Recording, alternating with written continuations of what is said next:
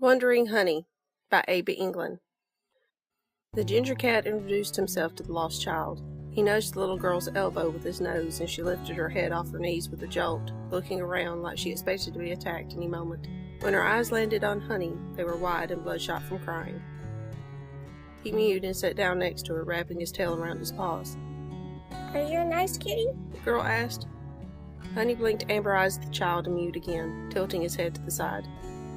"Mommy and I were walking to the store," the girl explained, sniffing and wiping her nose in the back of her hand. "She stopped to look at something. I was watching a butterfly. Her lower lip trembled and tears welled up in her eyes again. Now I don't know where I am, and I can't find Mommy."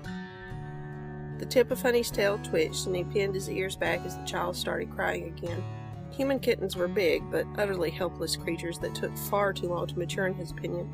He supposed it was a miracle of biology human queens bore so rarely, and only 1 to 3 kittens at a time, as they seemed incapable of managing a decent-sized litter. Living with Michaela had taught Honey the limits of human senses. The creatures were virtually blind and deaf, and their noses were even more useless than their eyes and ears. He figured he'd have to see the child back to its mother, or she'd be left to fend for herself.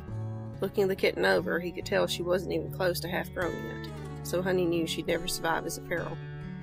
Honey rubbed his face against the girl's shins and butted her hand with his head, sniffing her shoes and hands as he did so. Traces of the queen's scent lingered on her skin. The child's stubby fingers smoothed over Honey's fur, and her crying began to calm.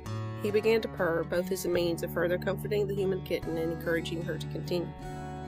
Honey turned and wound back around her shins as he scented the air.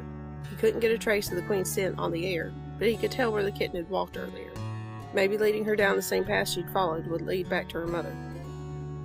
It took a great deal of mewing and headbutts to get the child up on her feet, but Honey managed it somehow. He trotted a few feet away from her before turning back to look over his shoulder and mewed again. "You want me to follow you?" the child asked. Honey dipped his head and mewed again, turning to look back down the path he scented. Okay," she stuttered. Honey heard the tap of her shoes on the pavement, and he began trotting along as he followed the kitten's scent. He led her past a couple houses and around 2 corners, stopping now and again to get her attention and steer her back in the right direction. He caught a hint of the mother's scent after the 3rd turn, and sure enough, he saw a human queen with similar markings looking around and crying for a kitten. "Mommy!" the child cried and took off running for her mother. Honey watched the queen greet her kitten and check her over. His tail twitched, and he grumbled low in his chest. Would she keep a better watch on her kitten in the future? Ears twitching as he caught Michaela's faint voice calling for him, Honey turned away from the lost child. She was back with her mother, and there was a saucer of cream waiting for him at home. If you enjoyed today's story and would like to see some more stories or articles or find out about my books, you can find more information at abengland.com. Thank you for watching. Please like, share, and subscribe.